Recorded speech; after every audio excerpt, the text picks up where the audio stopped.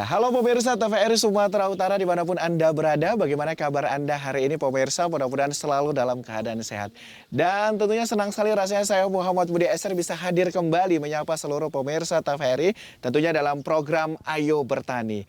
Bagi Anda para pecinta dunia tani, Anda harus menyaksikan acara ini sampai dengan selesai karena banyak sekali nantinya informasi yang akan kita bagikan seputar dunia pertanian.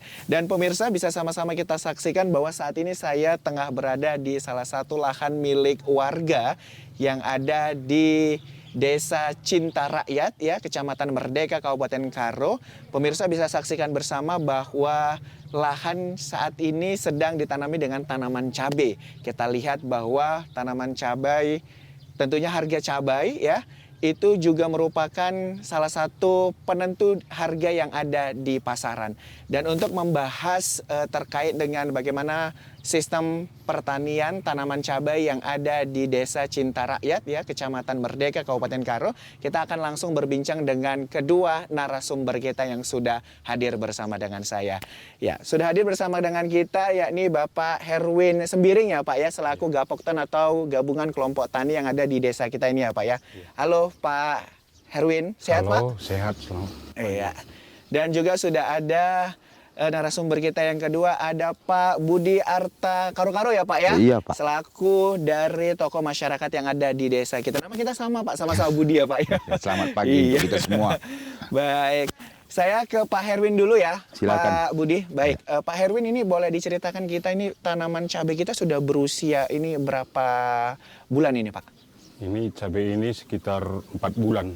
Oke. Baru sekitar 5 kali ngutip lah ini. Ini 5 kali ngutip ya, berarti Iya. sudah panen yang kelima ya Pak ya? Iya, panen yang kelima ini. Baik, Pak mungkin boleh diceritakan Pak kepada kita, nah bagaimana sih cara memilih bibit cabai ini yang baik, yang nantinya bisa menghasilkan produktivitas yang tinggi nih Pak? Oh, kalau kita mau secara tradisional dulu, kita ngambil bibitnya ini yang udah masak, yang udah sekitar kutipan yang ke 10 kali lah. Kita ambil ini yang udah masak ini kan, lalu kita jemur bijinya, lalu kita semai lagi di lahan penyemaian 3 minggu, baru udah tumbuh kita pindahkan lagi ke tempat yang kita mau tanam. Oh, Tapi begitu. sekarang ini kan udah banyak yang bikin pembibitan, kita tinggal memesan dan 3 minggu kemudian kita bawa ke lahan kita tanam. Terus kan cara penentuan bibit yang unggul dibilang kan kalau bibit lokal sekarang ini udah banyak yang hilang. Bibit cabai lokal Karo udah banyak juga yang hilang. Karena sekarang ini kan bibit-bibit yang dari luar semua, bibit hibrid F1 itu yang banyak ditanam masyarakat Desa Cinta Rakyat ini sekarang. Terlebih-lebih di desa sekitar sini Kecamatan Merdeka pun udah banyak yang nanam hibrid. Yang lokal itu katanya ya bisa dibilang kualitasnya kan lebih bagus juga yang hibrid katanya. Tapi menurut saya hibrid ini karena pertumbuhannya cepat, buahnya juga banyak, itu memang satu kelebihan hibrid ini. Kalau yang lokal bisa dibilang umur 4 bulan baru bisa panen Pak. Oke. Kalau yang lokal itu. Kalau yang lokal 4 bulan baru bisa panen ya Pak. Iya. Kalau misalkan yang ini Pak, yang hibrid ini yang seperti Bapak sampaikan tadi? Ini bisa dibilang 3 bulan udah bisa panen juga. Oh 3 bulan, jadi sebulan ya Pak ya, ini sangat ini 2 ya? bulan. Oh, 2 bulan. Kalau kita tadi dari persemaian kan 3 minggu. Heeh. Bikin kita ini tumpang sari sama kentang, sama sayur, bunga kol, sama tomat. Tapi yang sini banyak sama tomat, sama kentang, itu tumpang sarinya. Capcay lah bisa dibilang, kalau daerah kami ini tanaman capcay.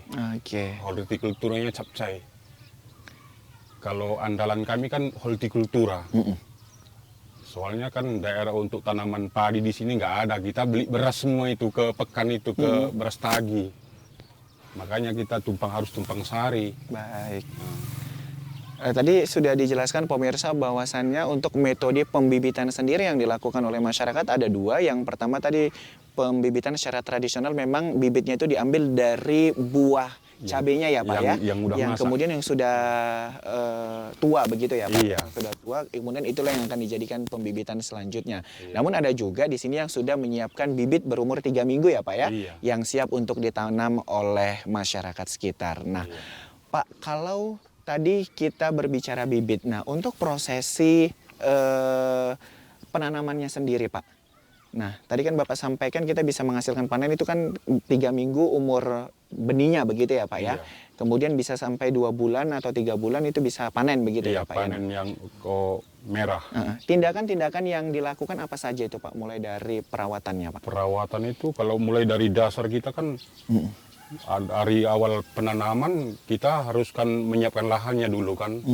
Kalau menyiapkan lahannya itu sekarang kan udah banyak mesin-mesin traktor jetor itu kan kita pakai jetor. Kadang ada juga yang manual nggak bisa terjangkau ke lahan itu bisa pakai cangkul itu kan kita gembur dulu tanahnya, baru kan kita taburkan pupuk kandangnya, kita taruh sedikit pupuk kimia, baru nanti selanjutnya kita pasang mulsa. Mulsa itu apa Pak? Mungkin pemirsa di rumah juga pengen tahu. Mulsa itu penutup pupuk kandang yang kita udah tabur itu sama yang kita tutup pakai mulsa ini kan biar nanti rumputnya nggak pada tumbuh. Oke. Macam ini lah. Semacam ini ya Pak ya? Iya. Oke. Nanti kan bisa kita ke lahan yang sana lagi kan ada yang baru siap pakai mulsa. Oke. Bisa nanti kita di situ tengok lagi macam mana cara pemasangan mulsanya kan bisa. Kemudian Pak apa saja Pak lagi? Terus itu kan udah kita ada juga kan 3 minggu. Udah kita biarin dulu selama 1 minggu lah. Terus entah kita lubangi itu lubang untuk menanam cabai, jaraknya sekitar 60 cm. 60 cm ya Pak ya? 60 cm dari lubang ke lubang itu cara untuk tempat menanam cabai itu. Terus setiap udah kita selesai bikin lubangnya baru kita tanam. Kita bikin dulu penyemprotan untuk hama embung itu, untuk ulat-ulat yang bisa memotong batang cabai itu. Batang cabai iya. ya. Terus kalau memang udah bibit kita udah tersedia, kita kan tengok situasi juga. Kita bikin entah situasi. Kalau kita kan sini kan situasinya nggak tentu. Kalau musim sekarang ini udah musim hujannya ekstrim lah, bisa dibilang ekstrim musim sekarang hujannya. Kalau musim kemarau kan bisa juga nanti kita pas kita tanam harus disiram lagi. Kalau musim hujan kayak gini kita tinggal nanam aja. Nah, baru udah siap nanam kan kita semprot lagi pakai racun yang memotong batang cabai itu karena masih muda. Kalau masih muda dia kan mudah kali terpotong dengan ulat-ulat itu. Bisa dengan mulsa ini pun nggak tahan dia. Kalau masih muda umur 3 minggu bibit kita. Terus dari situ kan perawatannya tiap minggu kita harus rutin nyemprot. Kalau untuk pemupukannya bisa 2 minggu sekali kita kasih cor. Bisa juga itu tergantung keadaan lahan di lapangan lah. Tapi kalau dengan penyakit, itu sekarang ini udah bisa dibilang banyak kali penyakit cabai ini. Mulai dari kita tanam itu udah banyak kali penyakitnya dari pucuk keriting itu macam itu Pak. Itu kan keriting. Iya ini keriting nih Pak. Iya. Berbeda ya Pak dengan yang Iya, lainnya. itu keriting itu. Dengan busuk batang dia. Busuk Layu batang. muda kayak gitu. Itu pun busuk batang. Oke. Nah, kan banyak kali sekarang ini kalau tanaman cabai ini banyak kali keluhan-keluhan yang kami hadapi ya, Pak, di ya? lapangan itu Pak, kalau di lahan pertanian ini. Tapi dengan bantuan-bantuan bibit-bibit unggul dari pemerintah itu pun belum tersentuh juga di kami pemerintahan sama masyarakat ini. Belum masih satu-satu lah. Itu pun bagus. Yang kami dapatkan itu ada juga yang bagus. Tapi sekarang ini kan udah campur, bisa dibilang bibit-bibit yang kami beli dari luar tempat pembibitan itu banyak yang udah palsu kami nampak ini di lapangan sekarang ini. Itu mungkin harapan kami sebagai petani, ya mungkin pemerintah harus memantaunya lah Pak. Karena macam mana pun bilang kami sebagai petani ini kan, ini bisa dibilang ini lahan kami untuk menafkahi keluarga kami. Dari sini juga nanti kan bisa anak-anak kami disekolahkan, kebutuhan dapur pun dari sini semua, karena lahan kami adalah sebagai sumber pencaharian kami itu. Soalnya kan kalau kami ini petani di sini umumnya nggak ada pekerjaan lain yang bisa kami tekuni selain petani. Nggak bisa, banyak kami ini masyarakat nggak bisa merubah istilahnya struktur ke petani kami kan dari dulu-dulu lah. Kalau seingat saya dari tahun 80-an di sini udah mulai hortikultura Pak. Dari tahun 80-an tiap hari berputar terus, bergejolak. Ini tadi kan tumpang sari, ada dari tomat, kentang, kol bunga, itu tumpang sari cabai. Kalau kita andalkan aja cabai ini 4 bulan, apa yang mau kita makan setiap harinya Pak? Itu kan keluhan-keluhan masyarakat, makanya dibikin tumpang sarinya. Baik. Baik, Pak Herwin. Nah, ini menarik sekali ya Pak ya, karena untuk menghasilkan cabai yang produktivitas gitu kan, kan diawali dari bibit yang unggul begitu ya Pak? Iya, dari bibit yang unggul, penggemburan tanah kita, Penggemburan tanah. Iya, penyediaan pupuk kandangnya, itu harus kita imbangi itu Pak. Oke. Iya. Baik Pak, untuk yang beredar di masyarakat saat ini itu tadi kan Bapak sebutkan ada yang bibit manual dan ada yang bibit hibrid. Nah ini ya. Rata-rata masyarakat di sini menggunakan bibit yang mana Pak? Kalau sekarang ini udah pakai bibit yang hibrid itu sekarang kebanyakan, ya, Pak, ya? iya. Oke. Tadi Bapak sebutkan juga bahwasannya memang bibit hibrid ini jauh lebih cepat panen begitu ya Pak Iya, ya? jauh lebih cepat panen dan lebih banyak. Nah, iya. tapi tadi ada yang menarik, tapi Bapak lebih suka sama yang bibit lama begitu ya Pak? Itu gimana Pak? Iya, kalau sekarang saya lebih sering juga tanam bibit yang lokal-lokal lah. Lokal istilahnya kan kalau kami bilang itu temper karo, itu ada cabai temper katanya. Itu lokal karo. Kalau sekarang ini juga banyak juga segini udah beredar lokal Padang. Oh, lokal Padang. Di sini pun udah banyak juga lokal Padang beredar. Itu pun kalau kami tanam di sini bagus juga, tinggi juga, buahnya pun juga memuaskan. Tapi di pemasaran itu lebih tinggi pemasaran apa ini hibrid. Hibrid ya Pak ya, Iya. dibandingkan dengan yang tadi. Iya, karena daya tahannya katanya nggak sama. Nah, itu makanya. Tapi kami petani kan nggak tahu. Istilahnya kan mana daya tahannya yang lebih lama hibrid ini ketimbang lokal. Itu udah pemasaran itu yang tahu. Iya.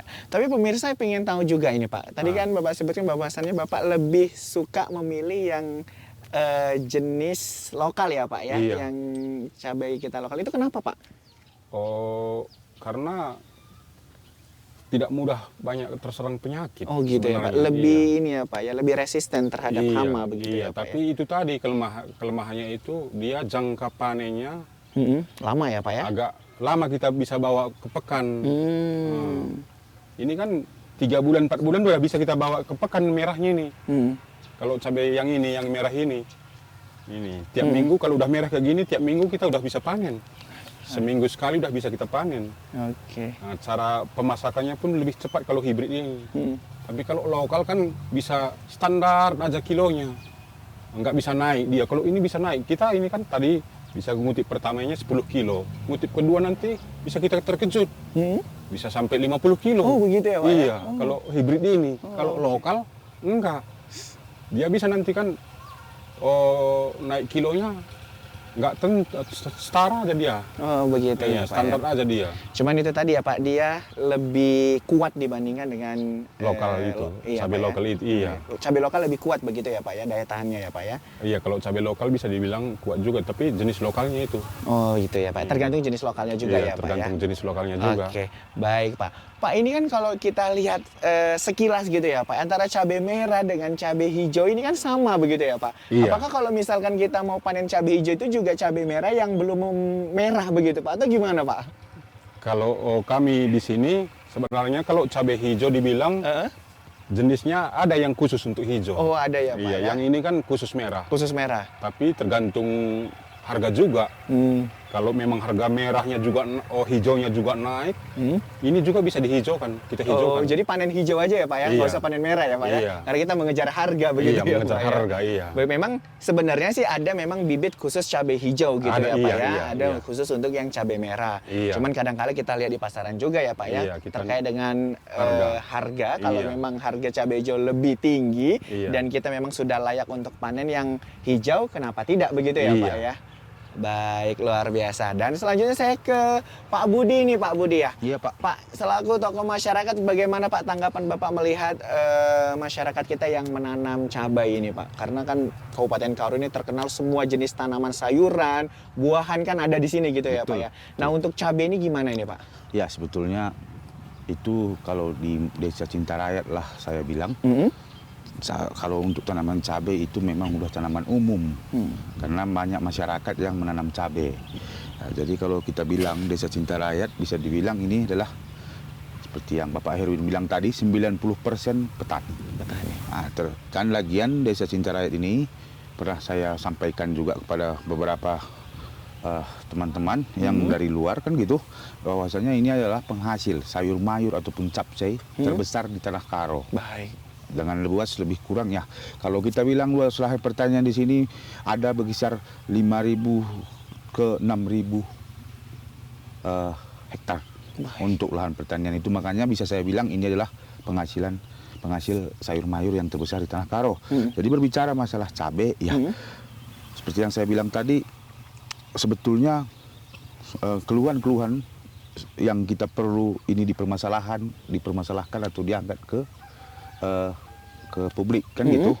Yang kedua, kalau menurut hemat saya, menurut saya dinas terkait ataupun dinas pertanian itu masih kurang optimal, masih kurang maksimal untuk mendampingi kami para petani yang ada di desa-desa begitu. Baik. Nah, jadi ini ya saya mohonlah kepada instansi terkait untuk lebih bisa mendampingi, karena seperti yang Bapak lihat langsung ke lapangan, inilah permasalahan-permasalahan, terlebih tanaman cabai saya bilang inilah sekarang permasalahannya. Ada yang keriting, ada yang mati muda, ada yang seperti yang kita bilang ya buahnya nggak memuaskan gitu. Itulah menurut hemat saya untuk taman cabai yang ada di Desa Cinta Rakyat ini. Pak, kalau untuk presentasi petani yang menanam cabai dengan yang lainnya itu kira-kira untuk tanaman cabai ada berapa persen gitu Pak? Kalau menurut hemat saya ya kalau untuk tanaman cabai lebih kurang ada 30%. 30% ya Pak ya. Dan sebagai yang Bapak sampaikan tadi bahwasannya ada tanaman tumpang sari yang lain ya Pak ya? Betul. Yang betul. bisa ditanam seperti tanaman capcay tadi ya Pak ya? Iya, karena kebanyakan kalau tanaman cabai ini, kalau kami di sini bersamaan dengan tomat. Oh begitu ya Pak Ya, ya? tomat, cabai di sampingnya, kita tanam tomat di tengah, cabai di sampingnya, begitu. Ada juga yang bikin seperti ini, tomat, ada yang sayur pahit, ada yang bunga kol, ada juga yang brokoli gitu. Itulah ya macam-macam tumpang sarinya. Tumpang sarinya Iya. ya Pak ya. Oke, terima kasih Pak Budi ya Pak. Nah, saya kembali lagi ke Pak Pak Herwin ya Pak ya. Iya. Oke. Pak Herwin, tentu juga masyarakat pengen tahu ini Pak ya. Kita lihat nih tadi Pak, ada yang ini kan kita belum panen ya Pak ya. Maksudnya masih yang panen kelima tadi ya Pak ya. Ini baru semalam panen Oh, nih. baru semalam Iya, panen. sama ibu itu. Oke. Ini Pak kan ada yang jatuh-jatuh nih Pak. Nah, yang jatuh-jatuh ini memang karena dia membusuk atau memang gimana nih Pak? Ini kan jenis yang jatuh-jatuh ini kan, ini yang busuk buah itu. Busuk buah ya Pak? Iya, itu karena bisa dibilang cuaca ekstrim. Sekarang tak kurang makan, kurang kasih pupuk. Kadang nggak sesuai juga pemupukannya sama penyemprotannya nggak sesuai juga. Itu bisa menimbulkan busuk buah kayak gini. Oke, baik. Nanti kita akan lanjutkan kembali Pak terkait dengan yang busuk buah ini ya Pak ya. Pemirsa jangan kemana-mana, tetaplah bersama kami.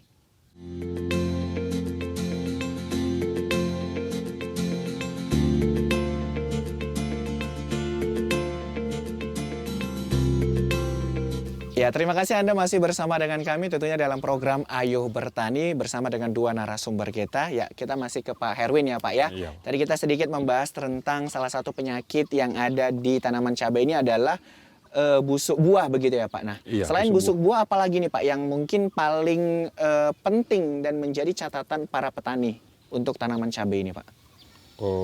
Selain busuk buah ini banyak juga penyakit-penyakit yang muncul di tanaman cabai seperti keriting, pucuk keriting itu. Pucuk keriting seperti ini ya Pak ya? Iya, dengan mati gadis, layu, Oh, mati gadis. fusarium. Ada juga ya Pak sebutannya mati gadis. Ini Iya. kenapa ini Pak? Itu bisa juga dengan kelembapan tanah itu. Mati gadis ini seperti ini ya Pak ya yang membusuk batang cabainya gitu Pak. Itu batang pohonnya. atau gimana? awalnya itu dari akar itu sebenarnya. Oh, dari akar. Iya, dari akarnya itu banyak mungkin situ kelembapan tanahnya berlebihan dan bisa juga itu dari cacing-cacing tanah itu yang menggerogoti, yang cacing halus itu bisa juga. Dengan adanya juga itu tadi yang pertama itu keriting sama pucuk api itu ini juga bisa kayak buahnya kayak gini trip. Oh. Itu pun masalah juga ini. Apa ya buahnya? Buahnya jadi kerdil, gitu ya, itu Pak, pun ya? masalah juga. Nah, itu banyak sebenarnya kalau cabai ini banyak kali tantangan sebenarnya sebagai petani cabai kami banyak kali sebenarnya tantangan yang bisa dihadapi masyarakat ini. Sebagai kami petani lah umumnya. Karena memang kalau nanam cabai ini memang butuh perawatan yang intensif ya Pak. Benar-benar dirawat seperti benar. anak sendiri gitu Iya, ya Pak itu, bahasanya ya. itulah. Iya, namanya juga petani kan.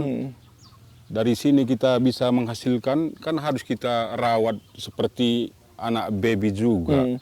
Kemudian solusinya Pak kalau misalkan ada tanaman cabai yang kayak tadi busuk buah, kemudian ada mati gadis, pucuk keriting, ini solusinya gimana Pak?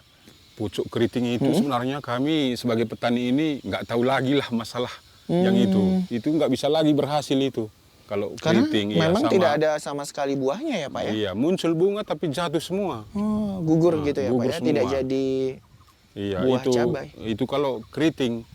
Tapi kalau yang mati gadis tadi kayak layu batang itu kan Layu itu batang. harus dicabutlah semua. Itu udah gagal. Nah, kalau udah keriting macam ini keriting sama layu itu udah gagal itu. Kalau kita kan Pak ini udah 5 kali panen begitu ya Pak ya. Iya. Nah, kemudian apakah ini munculnya ini pada saat awal panen sudah kelihatan atau memang di akhir-akhir gini Pak? Itu di pertengahan bisa itu sebulan setengah udah nampak. Sudah dia. nampak ya, Pak? Iya. Kayak ini pun kan kena dulu ini kita pun biarin. Ini muncul pucuk lalunya kan nggak sempurna lagi yang macam kayak gini. Oh iya. Ini nggak kena dari awal ini nggak kena yang macam Yang ini ini. nggak kena ya Pak ya? Itu kena dulu. Terus baru ini kena begitu ya Pak ya? Itu kena dulu, tapi itu kan udah muncul Bisa lagi. muncul lagi ya, Pak ya? Iya, itu muncul lagi daun mudanya kan tunas-tunas muda menghasilkan buah, tapi nggak sempurna itu, nggak sempurna lagi. Ada upaya untuk menyisip nggak sih Pak waktu kita melihat perkembangannya tidak seperti dengan teman-temannya yang lain gitu? Kalau itu dari awal lah kita menyisip baru bisa sama dia. Tapi kalau kayak gini kan nggak mungkin lagi. Iya gitu ya Pak. Iya, itu nggak berhasil lagi. Kalau bicara kita sisip pun nggak berhasil lagi itu. Pak, untuk tanaman cabai sendiri, ini dalam seumur hidupnya lah kita sebut ya Pak ya. Iya. Dia dari awal panen sampai dengan akhir, itu bisa menghasilkan berapa kali panen Pak? Tergantung cabainya. Kalau ini kan bisa dibilang baru 2 bulan lah ini udah 5 kali, 5 kali kutip kan udah 1 bulan lewat kan. Bisa dibilang kalau cabai ini ada yang bisa panen sampai 7 bulan, sampai 9 bulan. Bisa juga sampai 1 tahun. Oh bisa juga ya Iya. Pak ya? Oh berarti dia panennya dari mulai awal panen dia akan panen terus ya Pak ya? Iya, Sampai seminggu sekali kita Oh, panen. seminggu sekali Iya, panen. Itu khusus merah. Oh itu khusus merah ya Iya, Pak ya? Tapi kalau khusus nanti kalau hijaunya lagi beda lagi. Beda lagi ya Iya. Pak ya? Baik, lumayan juga ya Pak ya? Iya. Bahwasanya dari awal panen itu bisa sampai beberapa bulan panen setiap minggunya begitu ya Iya. Pak ya?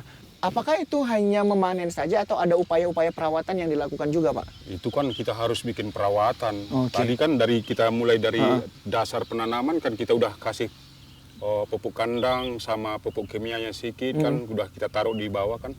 Tiap minggu 2 minggu sekali kan ada pengecoran. Oh, walaupun dia sudah panen beberapa kali tetap ya Pak ya? Harus kalau kita bikin apa dia untuk menghasilkan tunas-tunas baru lagi kan kita harus sore nih.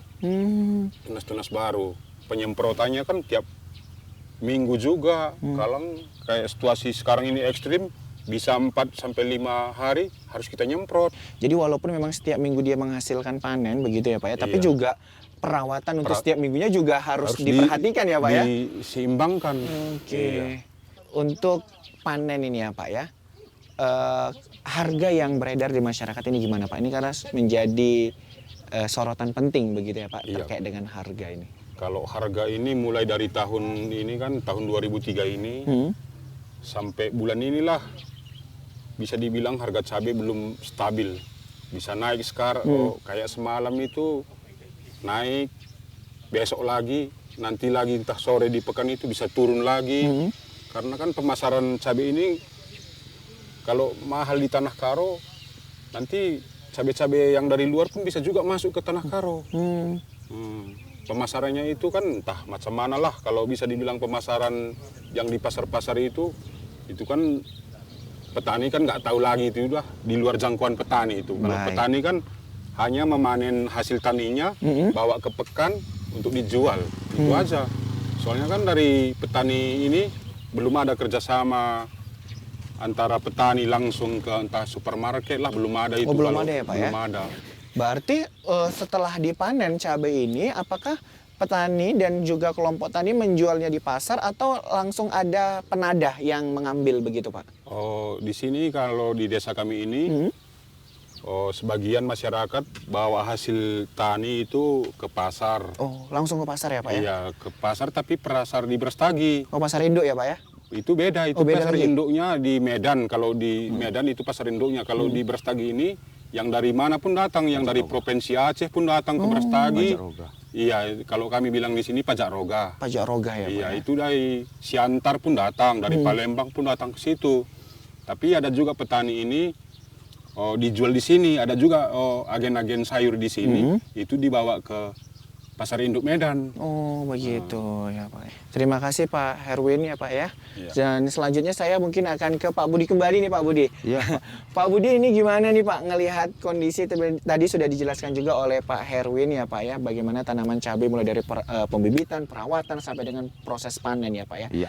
Nah untuk sosialisasi ataupun edukasi-edukasi yang datang baik dari stakeholder ataupun dari pemerintah, ada yang sering datang Pak gitu Pak untuk memberikan edukasi? Sepengamatan saya ada sih, ada baik itu dari swasta ataupun dari pemerintah, kan begitu. Tapi yang kami rasakan dan yang kami lihat, untuk pemerintah itu masih kurang maksimal pendampingannya kepada petani-petani yang ada di Tanah Karo ini, terlebih-lebih di Desa Cintarayat, kecamatan mereka ini Pak. Nah, jadi kenapa begitu? Ya kadang terkadang mungkin kalau menurut alasan mereka, jumlah dari kami kurang melihat dari desa yang mau kami datangi, kata mereka.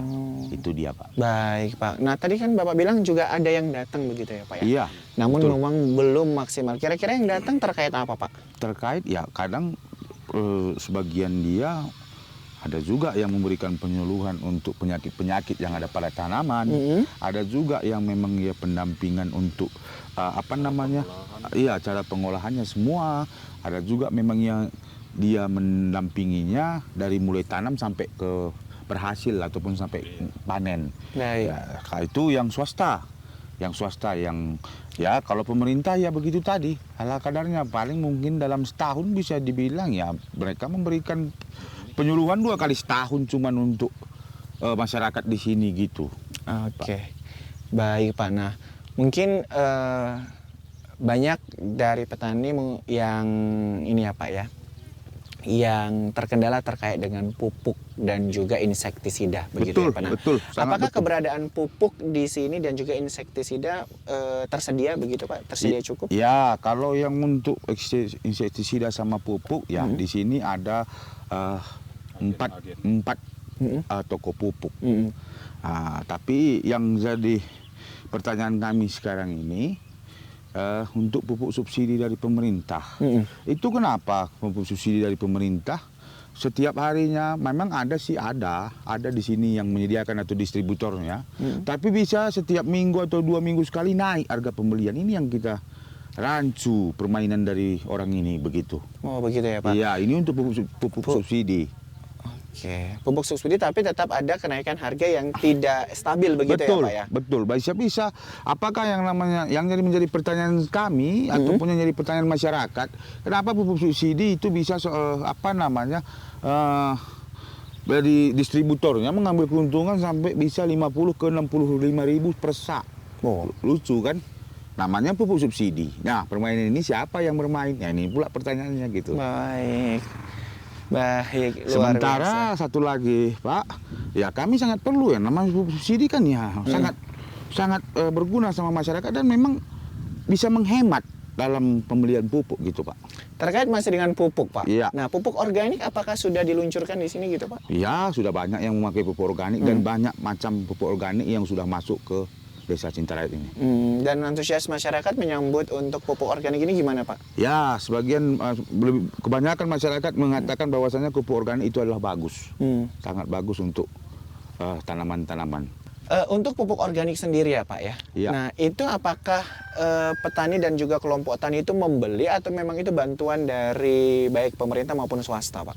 Ya, kalau seandainya itu, kalau pertanyaan Bapak itu, kalau untuk pupuk organik itu ya petani ini membeli. Membeli ya Pak? Ya, tapi kemarin ada perhatian dari pemerintah desa untuk berupa 20% ketapang, itu kemarin dibagikan 2 sak pupuk organik kepada setiap rumah tangga di luar dari yang sudah menerima PKH, DDBLT ataupun bantuan dari kantor pos begitu. Nah, itulah yang udah kami lihat tahun 2022 ini tadi untuk ketapang yang dilaksanakan oleh pemerintah Desa Cintarayat ini. Pembagian kompos 2 sak per rumah tangga. Oke, terima kasih Pak Budi Pak. Saya kembali Ya. ke Pak Herwin lagi ya Pak ya. Terima kasih, Pak Pak. Herwin tadi dikatakan sama Pak Budi bahwasannya untuk pupuk organik juga ada yang masyarakat membeli begitu ya Pak ya, dan ada juga yang subsidi begitu ya Pak, artinya diberikan bantuan sebagai bantuan. Nah, kalau misalkan kita menggunakan 2 pupuk begitu ya Pak, antara organik dengan juga pupuk yang kimia, apakah untuk yang pupuk kimia ini ada dosis yang dikurangi gitu? Karena kalau misalkan keduanya disamaratakan itu bukannya menambah budget begitu ya Pak? Iya, kalau kita gabung duanya itu kan menambah biaya itu kan. Tapi kalau umumnya di sini kan kita bikin pupuk kompos tadi organik tadi itu mengurangi pupuk kimia sebenarnya. Oh, iya. Tujuan kami di sini sebagai petani itu mengurangi kimia. Kira-kira berapa persen, biasanya berapa pupuk, hitungannya sak ya Pak ya? Berapa Iya, sak yang dikeluarkan misalkan untuk dalam 1 hektar pupuk kimia kalau tidak ada pupuk organik? Nah kemudian kalau dengan adanya pupuk organik ini jadi mengurangi berapa persen untuk pupuk kimianya begitu Pak? Bisa dibilangi mengurangi 40% bisalah mengurangi itu pupuk kimia. Baik. Tapi kalau kita tinggikan lagi komposnya, pupuk komposnya, bisa dibilang 30% bisalah kita tinggikan lagi inseknya. Penyemprotannya kan harus juga disimbangi. Berarti selain daripada pupuk organik yang harus dikencengin kalau kita mau menekan pupuk kimia, tapi tetap penyemprotan Harus kita juga simbang. harus juga diimbangi begitu Iya. ya Pak ya. Baik Pak Herwin ya Pak ya. Nah saya kembali lagi Pak ke Pak Budi nih Pak. Iya, Pak. Ini menarik ini ya Pak ya. Ya. Terkait dengan tanaman cabai ini Pak ya. Nah tadi kita juga sudah disampaikan sama Pak Herwin bahwasannya untuk yang penjualan ke supermarket begitu ya Pak ya, Iya. itu masih belum ada begitu ya Pak channel kita di sana karena masih ke pasar dan juga ke agen begitu ya Iya. Pak, kita sebutnya agen. Nah itu gimana Pak, bukankah memang harga lebih besar nanti kalau misalnya kita punya channel ke supermarket atau kemana gitu Pak? Memang betul, sangat betul yang Bapak bilang. Dan kami pun memang berharap kalau bisa memang langsung, contohnya kayak kampung kami ini Desa Cintarayat ini, kalau bisa memang ada supermarket orang yang mengambil barang kami, ya kami bersyukur. Tapi sampai sekarang memang belum ada yang datang ke sini, begitu Oke. Pak. Berarti Bapak masih menunggu begitu ya Pak ya? Iya. Mudah-mudahan ada datang dari sini. Tapi Pak, kita sudah pernah mengajukan nggak Pak? Dari sini atau upaya apa yang Ya sudah dilakukan? sebetulnya kalau kita bilang ke Dinas Pertanian, karena kan apapun ceritanya desa di bawah naungan Dinas Pertanian untuk bidang pertanian dan Komisi A DPR Tanah Karo kan gitu ya. Mereka sebatas membilang ya kita usahakan, ya kita coba, ya inilah jawaban mereka selalu begitu. Baik Pak Budi ya Pak ya. Iya. Nah, kita pengen tahu sih Pak lebih dalam lagi begitu ya terkait dengan masyarakat yang ada di sini dan juga tanaman cabainya begitu Pak. Nah, Iya Pak. untuk tanaman cabai ini Pak, ya ada nggak Pak kayak dilakukan kayak rembuk pola tanam begitu. Nah, jadi untuk yang tahun ini kita akan melakukan tanaman ini gitu dan di bagian ini ada nggak seperti itu Pak? Ya, pertanyaan yang sangat menarik. Kalau pertanyaan Bapak ini kemarin berapa puluh tahun yang lalu udah pernah dicoba. Oh, Kami begitu ya, Pak? mencoba, tapi nggak berhasil. Oh, nggak berhasil, Karena Pak. ya sifat-sifat dari masyarakat kita kan sudah tahu. Kenapa kita mesti bersama-sama bertanam kalau lahan kita berbeda-beda, begitulah menurut pendapat masyarakat gitu. Jadi tetap kembali keinginan dari masyarakat masing-masing ya Betul Pak ya? Pak, betul. Ya, kita juga pasti dari masyarakat pengen yang terbaik kan begitu ya Pak Betul, ya? Tapi betul, Pak. itu kembali lagi kepada prinsip masyarakatnya. Iya, begitu ya. betul Pak. Pak Herwin Pak, ini gimana Pak tanggapannya Pak? Kira-kira untuk tanaman cabai ini Bapak inginnya seperti apa Pak? Ya, kalau kami sebagai petani ini kan maunya kalau di cabai ini harganya itu kan harus stabil lah. Jangan nanti pas harga tingginya ya rapat pula di anggota dewan itu semua kan pas harga rendahnya nggak ada yang dibicarakan itu. Tapi kalau kami petani ini kalau standar aja pun udah syukurlah kami sama petani ini. Kalau harganya standar macam sekarang inilah. Kalau di Tanah Karo kan harga 35, 30 pun udah standar, bisa bilang standar. Udah untuk cabai merah. Kalau cabai merah ini jangan kurang 15.000 pun udah syukur sama kami petani ini. Baik. Nah, tentu untuk menghasilkan produktivitas yang tinggi gitu ya Pak ya. Iya. Tentu kita juga pengen tahu begitu kan Pak. Iya. Pengen ngelihat dan mendengar bagaimana suara dari para petani dan Iya. juga kelompok tani begitu ya Pak ya.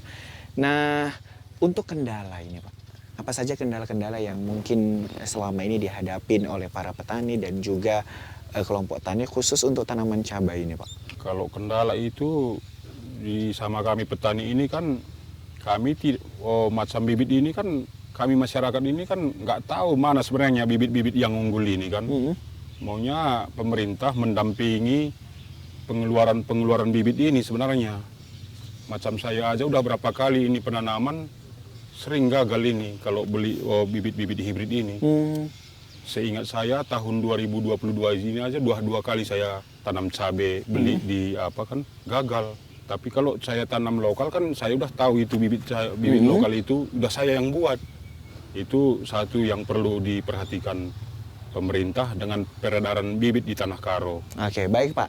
Kita masih terkait dengan kendala di bibit ya Pak ya. Nanti Iya. akan kita sambung kembali Pak setelah pariwara berikut ini.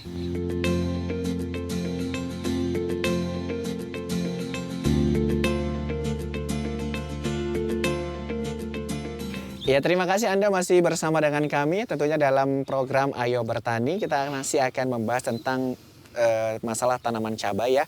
Tadi sudah disampaikan oleh Pak Herwin salah satu kendalanya adalah di masalah bibit ya Pak ya. Iya. Nah, kemudian apalagi Pak kendala-kendala yang dihadapi para petani, kemudian para kelompok tani terkait dengan tanaman cabai ini Pak?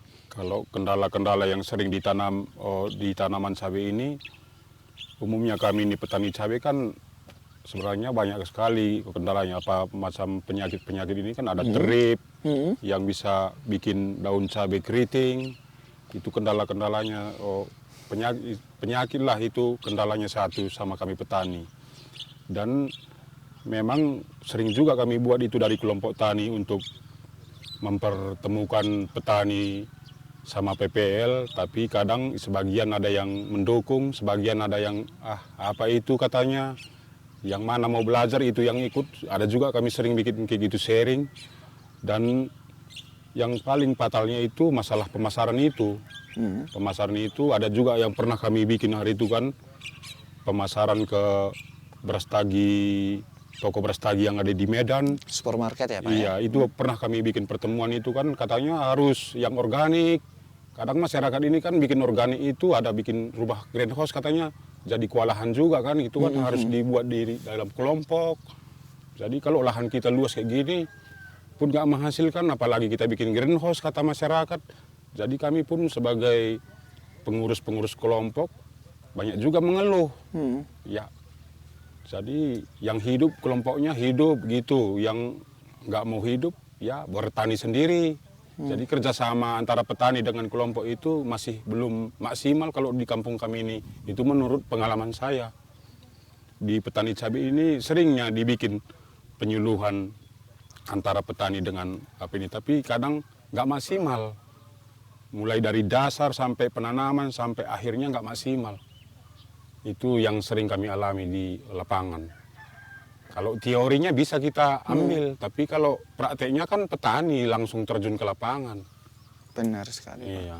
Kalau teorinya itu bisa kita tampung aja semua. Prakteknya ini yang kadang susah diterima masyarakat juga, tapi macam mana lah berangsur-angsur kita merubah pola hidup cara bertani, itu kan tergantung orangnya semua. Kalau menurut pribadi saya, kita menggunakan tenaga pendamping penyuluh itu hak kita sebagai petani sebenarnya, kalau menurut saya. Tapi kalau di instansi pemerintahan kan kita harus bikin organisasinya dengan kelompok tani. Tapi kalau petaninya nggak mau macam mana? Itu menurut sepengetahuan saya. Terus masalah harga tadi. Kalau masalah harga tadi satu lagi, tetaplah standar aja. Kalau standar aja itu petani cabai ini, udah pasti banyak petani cabai bermunculan di sini. Kalau standar aja harganya. Harganya ya Iya, Pak ya? jangan di bawah 30 lah kalau merah ini. Kalau dengan harga pupuk yang sekarang ini, dengan fungisida, dengan tepung-tepung racun-racun penyemprotannya ini. Itu kendala yang kami sering hadapi di lapangan lah sebagai petani cabai. Kalau masalah cuaca itu kan udah alam. Ya. Tapi kalau di praktekan ini kan penyemprotan itu kadang sering juga kami petani ini kan mendapat racun-racun itu kadang udah kadaluarsa pun beredar juga. Kami mau nyemprot kan tadi bagus, sorenya kami nampak udah kayak gosong lagi dia.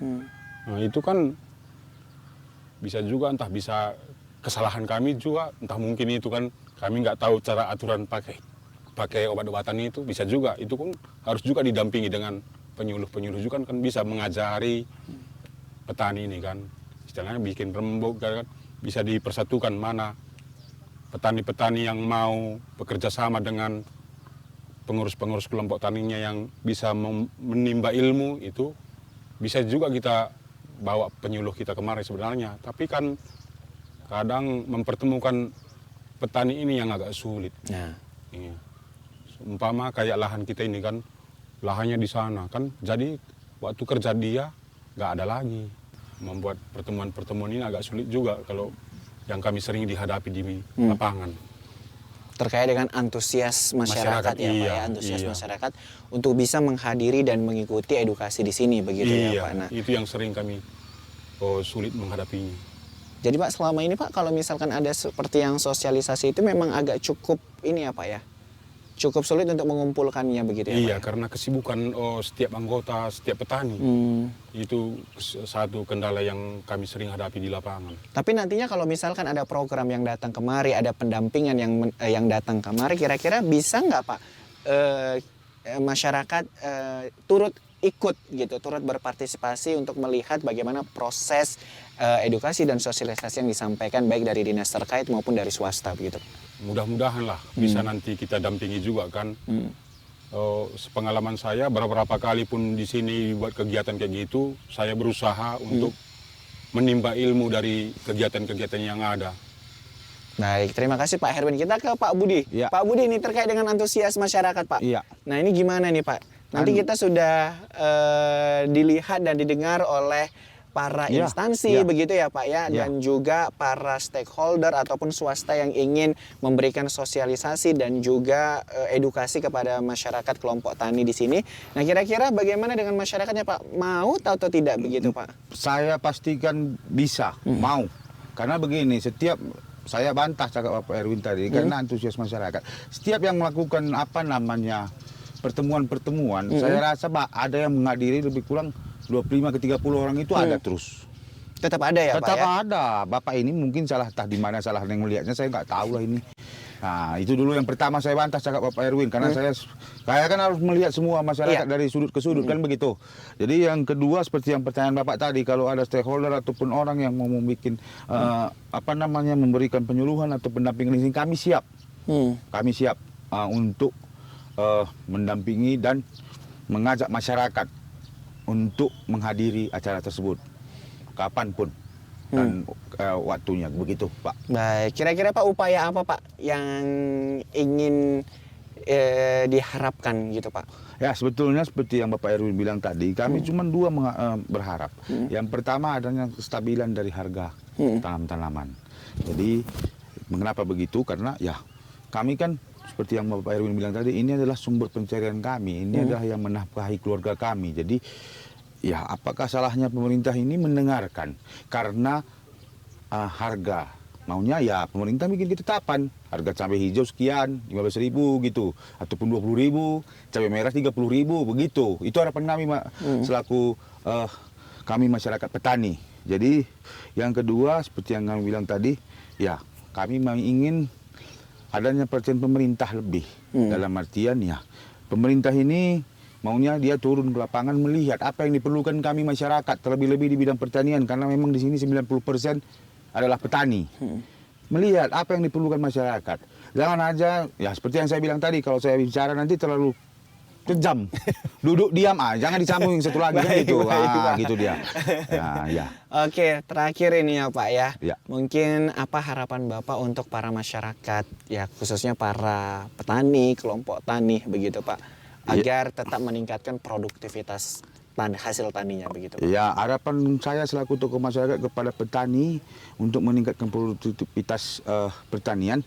Yang pertama, jangan kita bosan untuk belajar atau menimba ilmu akan pertanian. Baik itu bagaimana kita menyelesaikan satu permasalahan dalam hal cabai, umpamanya ada gosongnya atau ada keritingnya, ya kita bisa bertanya ke dinas ataupun kita bisa bertanya ke orang yang mengetahui tentang obatan dan pupuk-pupuk.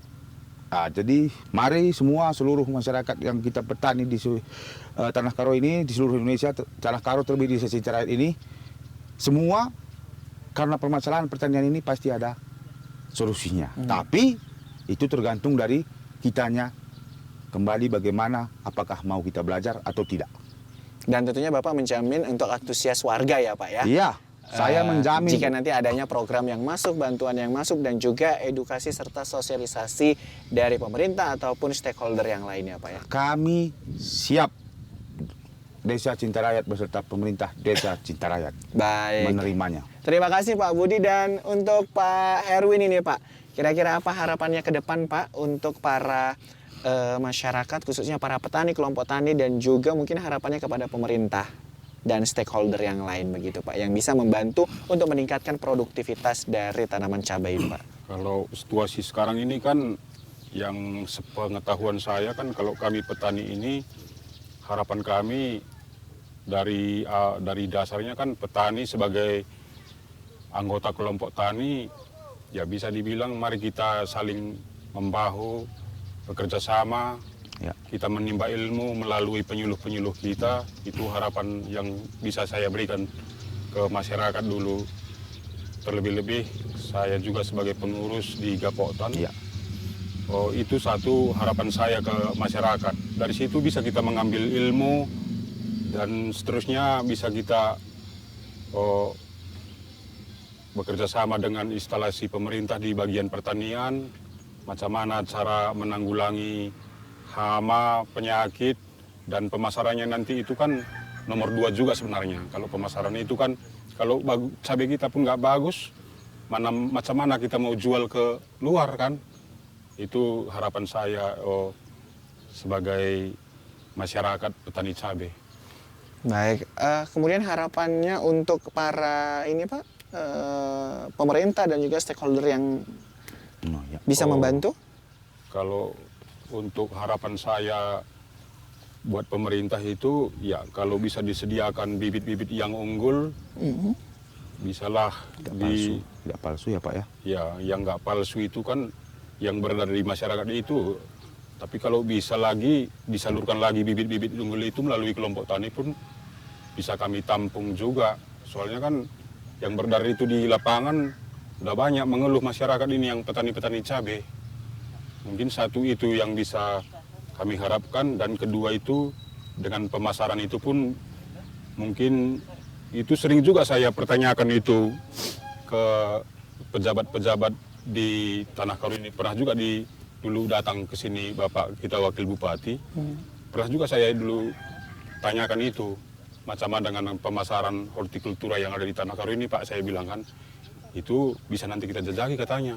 Itu kan bukan, ada juga nanti tim-timnya yang harus menjajaki pemasaran katanya. Tapi kalau cabai ini kan sepengetahuan saya juga itu kalau yang di pasar-pasar swalayan modern itu dia yang mau organik semua dengan kebutuhan-kebutuhan masyarakat perkotaan. Kalau kami sebagai petani lapangan ini kan kalau kami bikin organik mau apa lagi nanti kami makan. Soalnya kalau organik pun dengan yang ini sama juga harga-harganya di pasaran. Tapi kalau organik ini kan tiap hari sikit-sikit dia. Kalau kami tiap hari ke sepekan kan bisa dibilang kos kami tinggi. Tapi kalau ada nanti yang mau membantu ke desa kami ini bisa nantilah kami kerjasama, itu pun itu harapan yang bisa kami terima. Perawatan cabai merah dengan cabai hijau mungkin atau cabai kecil atau cabai rawit ya Pak ya. Iya. Itu sama atau berbeda Pak? Nggak pala jauh beda itu. Kalau kosnya bisa dibilang lebih tinggi cabai merah kosnya. Iya, kalau cabai rawit sama cabai hijau itu, ini kan kita hijauan, ini kan udah ada hitam-hitam dia kan. Kalau cabai hijau kita hijaukan, kos penyemprotannya kan udah kurang. Iya. Bisa dibilang 10 hari sekali pun udah bisa kita nyemprot. Tapi kalau ini kan sebelum sampai merah ini, tiap minggu harus kita nyemprot ini. Tiap minggu. Tapi kalau kita tadi hijau sama rawit itu, ini kita udah petik. Udah petik semua, kayak gini udah petik kan.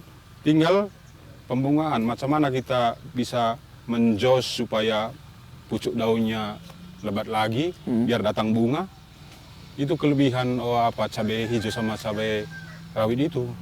Kalau cabai merah ini, kalau lewat kita penyemprotannya kan bisa nanti datang basuk buah itu gosong. Itu kendalanya di cabai merah. Kemudian Pak, untuk harga sendiri, cabai merah masih mendominasi atau ada bagaimana dengan kondisi cabai yang lain begitu Pak? Kalau harga itu bisa dibilang kalau merah itu naik, hijaunya bisa turun. Oh begitu ya Pak ya? Iya, Jadi, kalau sepengetahuan, kalau di lapangan itu, kalau merahnya naik, hijaunya bisa anjlok. Kalau hijaunya naik, merahnya bisa turun lagi. Itu yang sering terjadi di pasaran. Macam beberapa minggu ke depan, yang lalu kan cabai rawit itu kan mahal. Nah, terus mahal cabai rawit, tunggu lagi beberapa minggu, hijaunya naik lagi hijau. Merahnya drop, turun. Sekarang ini kan semalam itu merah naik, hijaunya drop lagi. oh, okay. Berarti nggak stabil. tidak stabil ya Pak ya? Iya. Saling berlawanan ini Iya, harga saling- cabai merah iya, dengan harga iya. cabai hijau. Nah kalau cabai rawit sendiri Pak? Kalau cabai rawit itu di harga. Kalau di harganya semalam itu sekitar 14.000 sampai 17.000. Baik. Kalau semalam. Dan di tempat kita ini rata-rata memang cabai merah atau terbagi-bagi juga Pak? Ada presentasinya? Ada. Cabai rawit pun ada. Cabai merah ini pun ada. Itu bisa dibilang 30% katanya tadi itu cabai merah. Cabai hijaunya pun itu sekitar 30% juga Kurang lebih ada. 30% begitu ya? Ya cabai rawit itu pun ada. Baik. Nah, tentunya terima kasih Pak Herwin dan juga Pak Budi yang sudah menemani kita pada program Ayo Bertani kesempatan ini. Mudah-mudahan informasi yang kita berikan ini bisa menambah wawasan untuk seluruh pemirsa TVRI. Dan Sekali lagi kami mengucapkan terima kasih. Saya Muhammad Budi SR beserta dengan seluruh kerabat kerja yang bertugas pamit undur diri dari hadapan Anda. Terima kasih dan sampai jumpa.